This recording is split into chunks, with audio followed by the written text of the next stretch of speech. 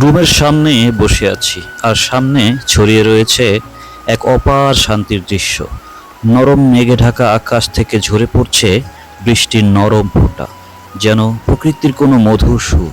চারপাশটা কেমন জানি মায়াময় হয়ে উঠেছে। টিনের চালে বৃষ্টির টিপটিপ শব্দ, গাছের পাতায় জমে থাকা পানির কাঁপুনি, আর দূরে সবুজ ধানের ক্ষেতে জলের খেলাধুলা। সব মিলিয়ে মনটা যেন হারিয়ে যেতে চায় এই নিস্তব্ধতার গভীরে। গ্রামের সৌন্দর্য এ যেন অন্যরকম। শহরের কোলাহল নেই, নেই কৃত্রিম আলো ঝলমলতা। শুধু প্রকৃতি তার নিজস্ব ছন্দে আপন খেয়ালে নিজেকে প্রকাশ করছে। মাঠে গরুর গলার ঘণ্টা, দূরে কোথাও হাল চাষের মৃদু শব্দ, কিংবা পাশের বাড়ির বাচ্চাদের খিলখিল হাসি, সব মিলিয়ে এক অদ্ভুত প্রশান্তি ছড়িয়ে রয়েছে বাতাসে। এই বৃষ্টি ভেজা মুহূর্তগুলোই তো জীবনের আসল সৌন্দর্য।